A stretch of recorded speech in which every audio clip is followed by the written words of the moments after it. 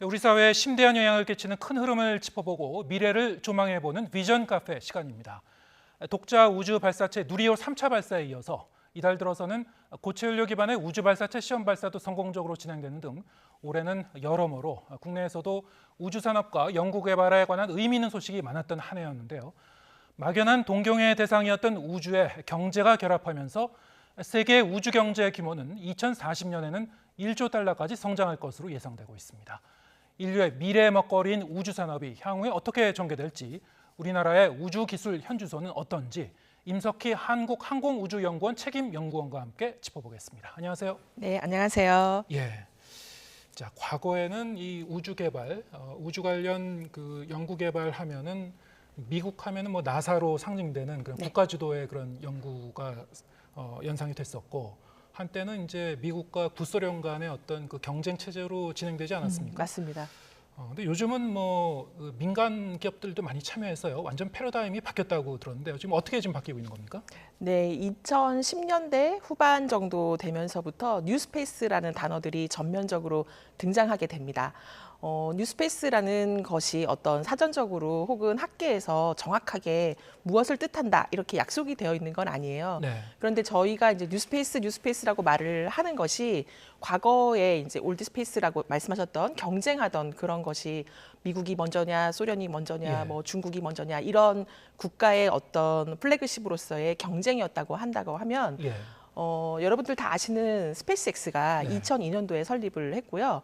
2015년도에 팔콘 9이 예. 재사용에 이제 성공을 합니다. 예. 그때 발사체를 재사용한다라고 하는 것은 저희가 상상을 못했던 분야였거든요. 네.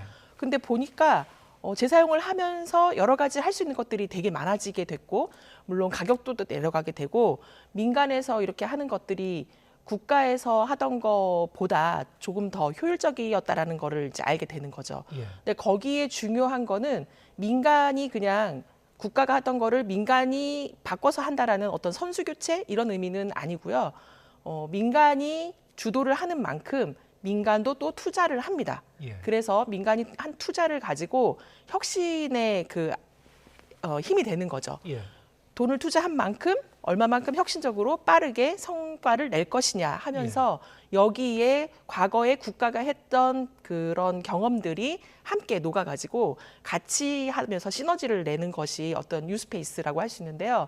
그래서 뉴스페이스 시대에는 누가 더 빠르게, 네. 그다음에 얼마나 더 자주, 또 얼마나 더 업그레이드를 더 좋게 할 수 있느냐 이런 것들이 화두가 되면서 경쟁보다는 산업으로 넘어가는 그런 느낌이 좀 드는 게 바로 뉴스페이스 시대라고 할 수 있습니다. 그렇군요. 이제 정리를 하면은 이를테면은 미국 같은 경우에 유인 그 달 탐사 프로젝트 아르미테스인가요? 네. 예, 그거를 이제 계속 추진하고 있는데 국가의 역할, 나사의 역할이 완전히 빠지는 것이 아니고 스페이스X 같은 민간 기업과 같이 협업해서 계속 진행된다는 거죠. 그럼요. 예. 저희도 과거에 처음에 이 뉴스페이스란 개념이 왔을 적에는 네. 민간 주도라고 했을 때 민간에서 할 수는 있을까? 예. 혹은 민간이 하고 싶다.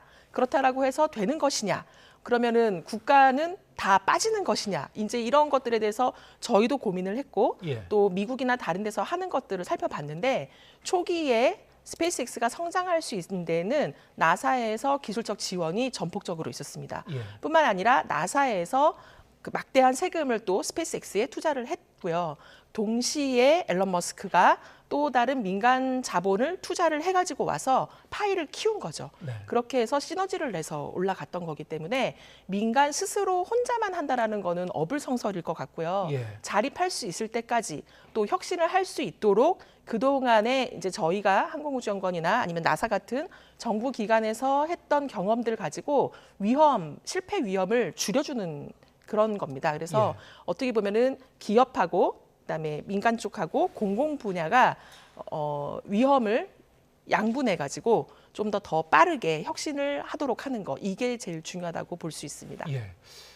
그럼 예를 들어서 미국 같은 경우에 IT나 바이오 쪽에 이제 첨단 산업이 빠르게 발전할 수 있었던 배경에는 뭐 캘리포니아나 실리콘밸리 쪽으로 굉장히 이 핵심적인 그런 그 전문 인력들이 이제 많이 몰리고 스타트업이라든가 그 민간 중심의 이 연구개발 생태계가 형성돼서 쭉 진행되어 오지 않았습니까? 네. 그러면 이 우주 산업 같은 경우에도 이른바 뉴스페이스 시대가 이렇게 진행이 된다면은 핵심적인 그런 전문 인력들이 나사 같은 국가기관에서 스페이스X 같은 그런 민간 기업으로 좀 대거 이동하는 그런 현상도 벌어지는 건가요? 미국에서 실제로 보면 나사의 예산이 많이 줄었어요. 예. 그러니까 나사의 역할이 과거에 처음부터 끝까지 A부터 Z까지 모두 할 때 예산이 아니라 예. 일정 부분은 민간에 넘기고 또 나사가 할 부분에 대해서만 남겨놓다 보니까 네. 나사의 규모도 이제 작아지고 하면서 그 계약직으로 있던 분들이 계약 예. 기간이 끝나면 기업 쪽으로 많이 이동을 하셨다고 해요. 네. 또 스페이스X에 들어간 사람도 거기에서만 쭉 있는 것이 아니라 스페이스X에서 혁신을 한번 경험하고 난 후에는 자기 사업을 또 차리기도 하고 예. 또 새로운 스타트업으로 또 이동해가지고 하면서 생태계가 점점 다양하고 풍성하고 넓어지는 그런 효과를 냈다고 하죠. 예. 아무래도 국가기관은 이제 공무원이니까 그것보다는 민간 기업의 이제 그 당장의 처우는 더 좋을 수 있으니까요. 뭐 그런 현상이 벌어질 수는 있을 것인데 이게 이제 미국을 비롯해서 해외에서 지금 벌어지고 있는 그런 현상. 네. 우리나라도 뭐 이런 그 스페이스 X 같은 그런 기업이 앞으로 나올 수 있을지 뉴스페이스 시대가 이제 도래하게 되면 우리도 이제 점점 그쪽 방향으로 갈 가능성이 높은데 뭐 아직은 걸음마 단계라고 할 수 있겠습니다만 기업의 참여도는 어느 정도입니까 지금?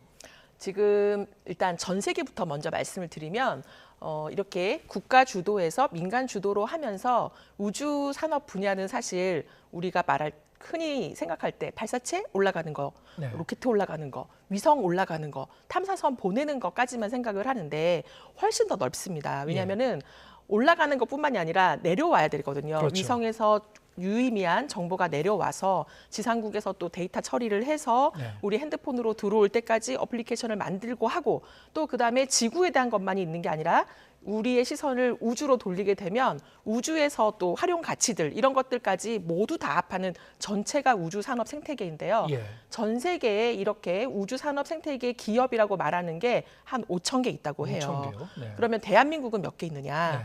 21년도 자료에 의하면 우리 업체가 한 430군데 정도 됩니다. 네. 그리고 연구기관이 한 27개에서 30개 정도 되고요. 그다음에 학교가 또 한 50군데 해서 약 500개 정도가 되죠. 그러면 5,000개에서 500개면 엄청 많이 있는 것처럼 보이기는 하는데 네.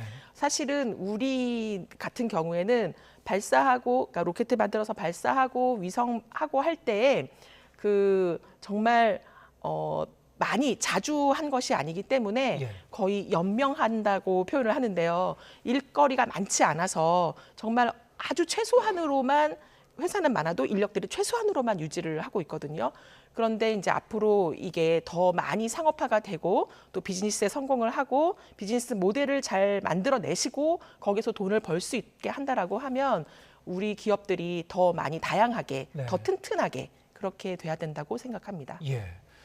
자, 이렇게 미래 산업으로 주목받고 있는데요. 우주 산업 세계적으로 시장 규모가 어느 정도 될까요? 전 세계 그 예측하는 게 매년 컨설팅 회사에서 보고서가 나오는데요. 그 숫자를 제가 정확하게 지금 잠시만요. 기억을 못 하겠는데 2000 그 매년 발표할 때마다 예, 지금 이게 네, 그래프가 나오고 있네요. 네. 예. 예를 들어서 2010년도에 발표했을 때는 이렇다. 네. 2015년도에 발표하는 이렇다. 2020년도에는 이렇다라고 하면서 점점 이 규모가 커지고 있습니다. 예, 지금 그래서 전망치를 이렇게 표시한 거죠? 네, 그렇습니다. 그리고 대한민국 같은 경우에는 이거에 정말 세 발의 피라고 해야 되나요? 네. 우리의 투자 규모도 사실은 대부분이 아직까지는 정부 세금에 의존하고 있는 것이 안타깝습니다. 예. 아직까지는 많은 기업들이 정부 세금에 의존해서 연구를 예. 하고 있기 때문에 거기에서 혁신이라던가 아니면 속도가 빨리 나온다라던가 이런 것들은 조금 적은데 앞으로 지금 우주 펀드도 생기고 있고요. 대한민국 내에. 그래서 많은 분들이 어떻게 하면 우주 분야에서 수익을 낼 수 있고 어떤 부분이 해외 시장에 진출할 수 있느냐 이런 것들을 보면서 대한민국도 점점 그 예상치를 높게 추정하려고 하고 있습니다. 예. 그러니까 전 세계의 우주 산업 시장 규모에 비하면 한국의 우주 산업 시장은 상당히 좀 아직은 그 미약한 편인데 네. 뭐 앞으로가 이제 더 기대되는 바가 크다. 뭐 이렇게 이제 생각하면 되겠군요. 네, 한 가지 덧붙이자면 우리나라가 어쨌든 로켓도 발사를 해봤고 위성도 올려봤고 탐사선도 보내봤지 않습니까? 예. 이거는 사실은 우리의 기술이 모든 기업이 그렇다고 할 수는 없는데 어떤 기업들은 전 세계적인 수준에 올라와 있다라는 거예요. 예. 근데 우리가 우리 시장을 대한민국으로만 보면 1년에 한 번 발사하거나 10년에 한 번 발사하는 것밖에 안 되는데 예. 이렇게 기술력이 있는 회사들은 해외 진출을 해도 된다고 생각을 합니다. 예. 그렇게 되면 이분들이 대한민국의 매출을 올리고 우리의 국가 경제, 우주 경제 부분을 좀 더 확장하실 수 있을 것 같아서요. 얼마 전에 우주산업 엑스포라는 곳에도 다녀왔는데 예. 거기에 저희 기업들 분들하고 같이 갔었어요. 그분들이 직접 보니까 해외 이 정도면 우리 기술도 충분히 팔 수 있겠고 예. 우리 기술도 충분히 해외 위성이나 해외 발사체는 잘 모르겠지만 네, 해외 우주 기술에 충분히 쓸 수 있는 그런 잠재력을 충분히 갖고 있기 때문에 저는 기업인들께서 조금 더 도전적으로 해외 시장을 진출할 것을 권해드리고 있습니다. 네, 알겠습니다. 이른바 뉴스페이스 시대의 가장 큰 특징 중에 하나가 이렇게 민간 기업들이 적극적으로 참여하다 보니까 아까 말씀하신 대로 이제 발사체 일단 로켓을 다시 회수해서 재활용하는 뭐 그런 네. 현상들, 그래서 비용도 절감되고, 네네. 자 이렇다 보니까 이 로켓 발사 횟수도 많아지고 우주에 쏘아 올려지는 그 위성체 숫자도 아주 뭐 기하급수적으로 늘어나고 네. 이러고 있는 것 같아요. 어느 정도로 지금 증가하고 있습니까? 저희가 상상이 될지 모르겠지만요. 네. 지금 2022년도에 전 세계적으로 186번 발사했더라고요. 예. 그 중에서 스페이스X가 한 60번 정도 돼요. 그러면 스페이스X 정말 엄청나게 발사를 자주 하는 건데요. 60번이라는 거는 일주일에 한 번 일주일에 정도 한 번꼴. 했다는 거죠. 그리고 지금 스페이스X가 뭐라고 얘기하냐면 2023년도에는 일주일에 2번에서 3번 발사하겠다. 네. 이렇게 얘기를 하고 있습니다. 그리고 재사용 기술을 저희가 처음에 스페이스X가 딱 땅에 내려오는 걸 보면서 모두가 다 감탄했어요. 예. 놀라면서도 감탄을 했고 되는데 왜 우리가 그런 생각을 못했었지라고 했었는데요. 자동차 같은 경우를 생각을 해보면 네. 로켓가 우주로 가는 자동차라고 저는 그렇게 표현을 하는데요.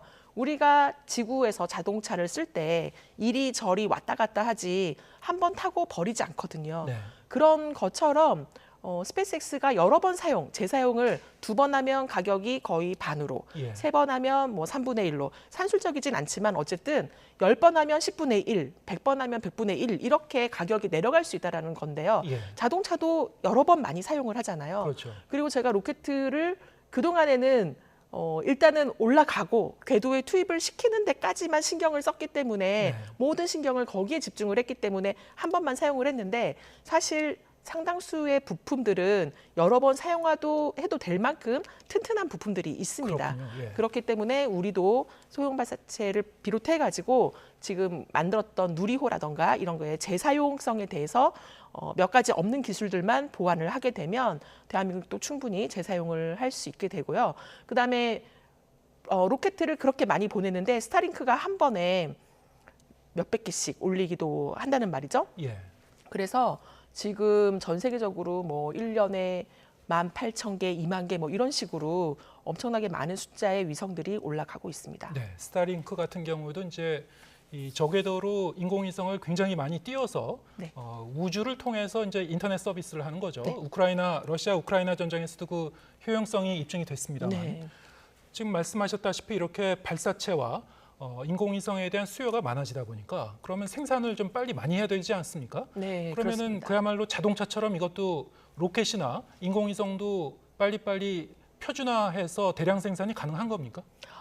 이 부분도 저희가 처음에 저도 발사체 만드는데 거의 한 30년 가까이 있었는데요. 예. 저도 처음에는 우리는 한 땀 한 땀 만드는 거에 익숙해 있었거든요. 그렇죠. 예. 그런데 뉴스페이스 시대에 이렇게 스타링크가 쫙 다 덮는다라고 하고 10,000개, 20,000개 이렇게 만든다라고 하면 상식적으로 생각을 해도 이건 공장에서 해야지 그냥은 안 된다라는 생각을 하게 되죠.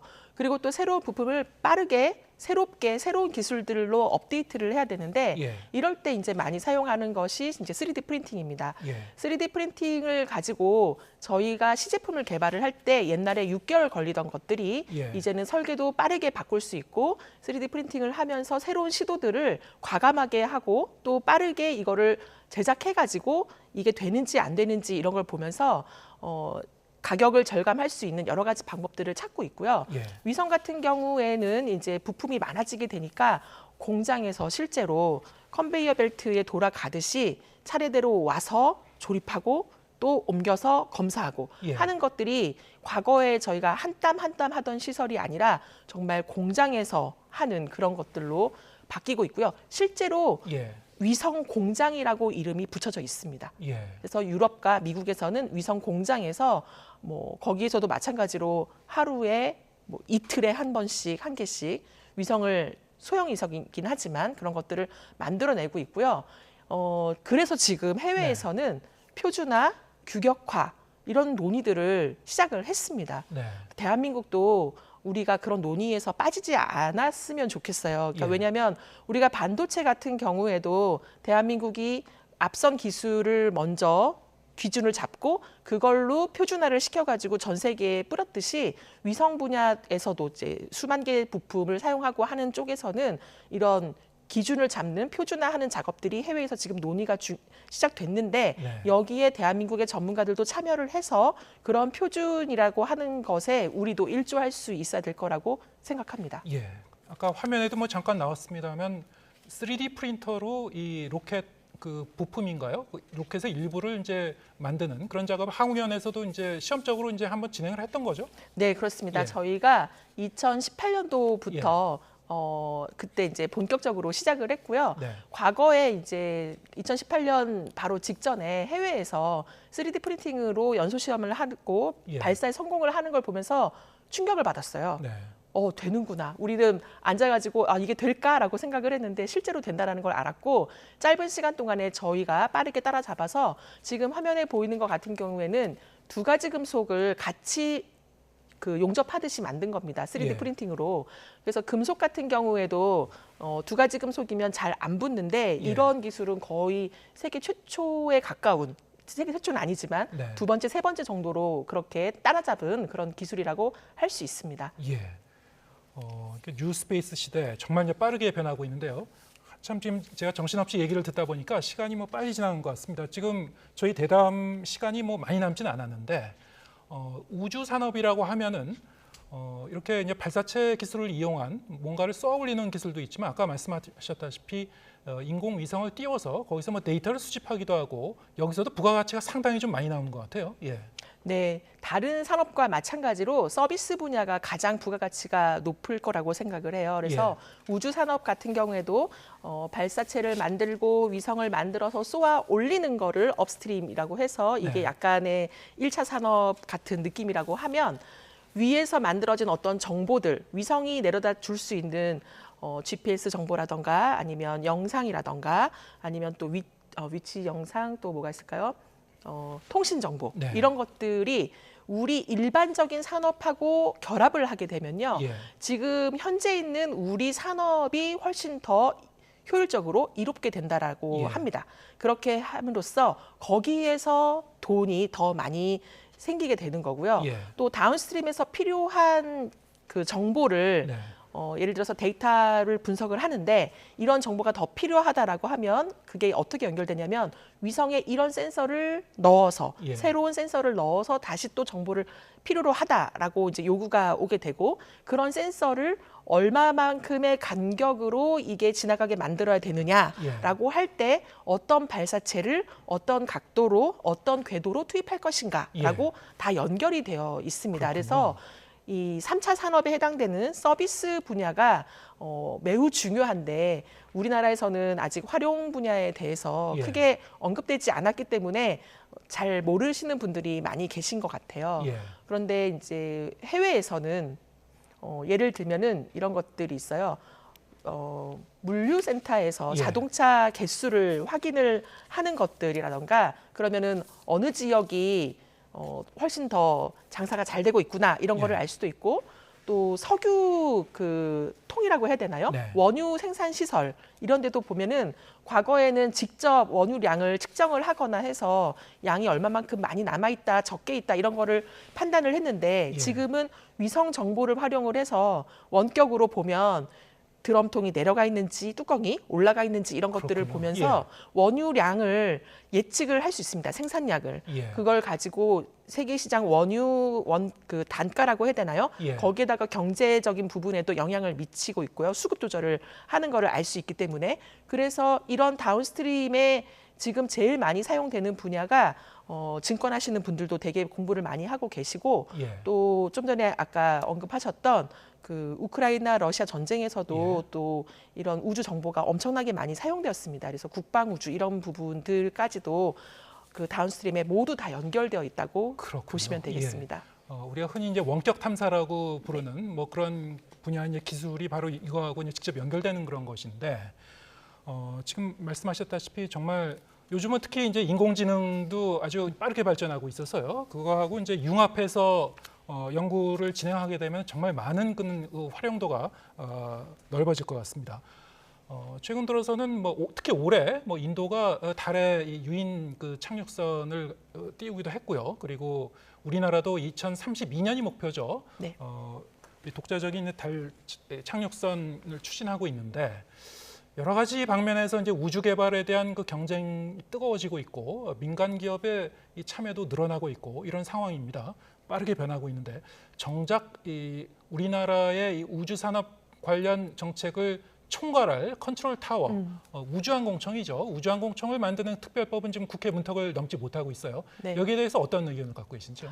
일단 저는 오랫동안 우주항공청 이름은 잘 모르겠지만 예. 무언가 대한민국 우주 개발 전체를 관장할 수 있는 그런 조직이 있어야 된다라고 생각을 했습니다. 왜냐하면 제가 예를 들어서 어떤 거를 하고 싶을 때 이제 막혀서 상사한테 여쭤보는 거죠. 저희 보스한테. 그러면 이건 과기부에서 결정해야 된다. 그래서 과기부의 사무관님 혹은 국장님한테 또 여쭤보면 이건 또 위에서 결정해야 된다. 위에서 결정해야 된다라고 올라가는 것들이 되게 중요한 의사 결정을 해야 되는 어떤 철학이라던가 이런 것들이 위쪽에 국가 전체하고 관련되어 있기 때문에 네. 그걸 다 고려해서 위에서 결정해야 된다라는 것들을 얘기를 많이 들어왔습니다. 예. 그렇다 보니까 저는 과학기술을 만드는 엔지니어지만 엔지니어의 기술도 중요하지만 국가 전체를 생각하는 좀 전에 말씀드렸다시피 경제라던가 국방이라던가 또 달 같은 경우에는 거기에 가서 우주 자원을 이제 가지고 온다라고 할 때 누가 가서 먼저 선점을 하느냐 했을 때 어떤 국제법이라던가 하는 외교적인 문제라던가 이렇게 단순히 그냥 기술 하나의 문제가 아니라 우리가 알고 있는 대부분의 많은 것들을 다 같이 연결해서 생각해야 되는 그런 시대가 된 거죠. 그렇기 때문에 저는 이런 어떤 우리 전체를 기술과 정책과 철학과 또 외교와 국방과 산업 이걸 다 아우를 수 있는 무엇인가가 있어야 된다라고 하는 거에 대해서는 오랫동안 저희가 기다려왔던 것이고 특별법이 빨리 만들어진다라고 하면 그런 내용들을 포함해서 다뤄져야 될 거라고 생각을 합니다. 네, 지금 아직도 이제 국회에서 조율 중인 것 같은데 자칫 지금 12월 국회 임시국회에서 통과가 되지 못하면은 내년 뭐 새로 이제 총선 이후에 국회를 다시 구성해서 원점에서 다시 시작해야 될지도 모르겠는데요. 좀 지켜봐야 될 것 같습니다. 임석희 한국항공우주연구원 책임연구원과 함께했습니다. 고맙습니다. 감사합니다.